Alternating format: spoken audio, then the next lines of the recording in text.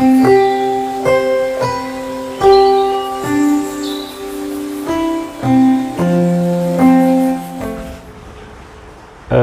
Doctor वैभव गुप्ता, छाती रोग विशेषज्ञ।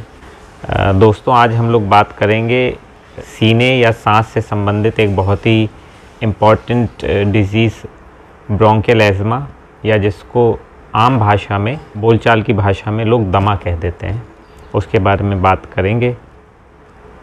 दमा सभी उम्र के मरीज़ों में मिलता है। जिस प्रकार जो सांस फूलने की बीमारी होती है उसके दो मेजर प्रकार हैं, COPD और ब्रोंकियल एज़मा। तो जिस प्रकार से COPD बड़ी उम्र में 40 के पार के व्यक्तियों में ज़्यादा मिलता है, दमा जो है वो, दमा या ब्रोंकियल एस्थमा जो है वो किसी भी उम्र के मरीज़ को प्रभावित कर सकता है। इसके मुख्य लक्षण हैं वो ये हैं कि मरीज़ जब कोई काम करता है, जब भी दौड़ता है, बच्चा जब भी खेलता है, तो उसकी सांस फूलने लगती है। अब कई बार जो पेरेंट्स हैं, वो जो माता पिता हैं, वो इस बात को समझ नहीं पाते कि असलियत में हो क्या रहा है। इसको देखने का एक बहुत अच्छा तरीका ये है कि जैसे मान लीजिए आपका बच्चा खेलने गया, उसकी उम्र के सभी बच्चे साइकिल चला रहे हैं, मान लीजिए आपका बच्चा रुक गया और बाकी सब चला रहे हैं, उन्हें कोई दिक्कत नहीं हो रही। या मान लीजिए बच्चे दौड़ रहे हैं, एक बच्चा थोड़ा सा ही दौड़ के रुक जा रहा है, प्रॉपरली नहीं दौड़ रहा, फुटबॉल खेल रहा है। तो मतलब बच्चे में कई बार माँ बाप समझ नहीं पाते। तो थोड़ा सा ये ऑब्ज़र्व करने की बात है कि क्या आपका बच्चा अपने उम्र के अन्य बच्चों के मुकाबले, उनकी तुलना में जल्दी थक जाता है। ऐसा अगर हो रहा है, बार बार हो रहा है, तो आपको तुरंत अपने पास के चिकित्सक को दिखाना चाहिए। ये ब्रोंकियल एस्थमा हो सकता है। कई बार बच्चों के या जो मरीज़ हैं उनके गले से साएँ साएँ की, खर खर की आवाज़ आती है, पसलियाँ तेज़ तेज़ चलने लगती हैं और नेज़ल फ्लेयरिंग होती है। मतलब सांस लेने में मरीज़ को थोड़ा सा खींचना पड़ता है तो नाक के जो नथुने हैं वो फूलने भी लगते हैं। यह रोग कई बार जब इसका सीवियर अटैक होता है तब जानलेवा भी हो सकता है।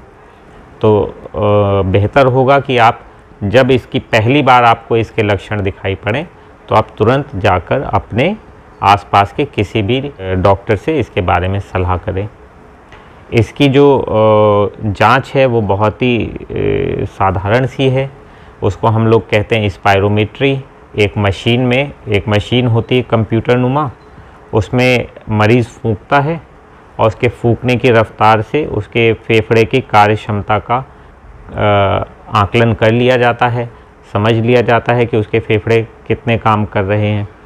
यदि ब्रोंकियल एस्थमा होता है तो एक बार बिना दवाई के और एक बार दवाई देने के बाद इस जांच को परफॉर्म किया जाता है और दोनों में कितना सुधार हुआ ये देख लिया जाता है। जो ब्रोंकियल एस्थमा है उसके लिए जो सबसे कामयाब दवाई है, जो सबसे सुरक्षित दवाई है, वो इन्हेलर हैं। इन्हेलर कई प्रकार के होते हैं, मुख्यतः दो प्रकार के होते हैं। एक तो जो फौरी राहत के लिए होते हैं और दूसरे वो होते हैं जो फेफड़े में इन्फ्लेमेशन को कम करते हैं। तो दोनों ही प्रकार के इन्हेलर इस्तेमाल किए जाते हैं इस बीमारी के इलाज के लिए।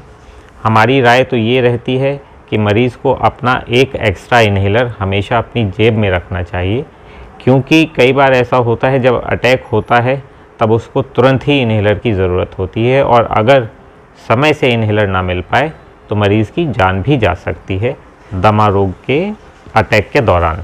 इससे बचने के जो साधारण तरीके हैं वो ये हैं कि भाई जिस भी चीज़ के वजह से आपको ट्रिगर होता हो, जैसे कि धूल है, धुआं है, तेज़ खुशबू है, जानवरों के फर हैं, इनसे आप अपना बचाव रखें। घर में साफ़ सफाई का ध्यान रखें, बहुत ज़्यादा धूल धुएँ वाली जगहों पे ना जाएं। मास्क जिस तरह से कोरोना में थोड़ी प्रोटेक्शन देता है, उसी प्रकार से दमा रोग में, ब्रोंकियल एस्थमा में भी जो लोग एलर्जिक हैं उनको धूल धुआं और तेज़ खुशबू से बचाने का कार्य मास्क करता है।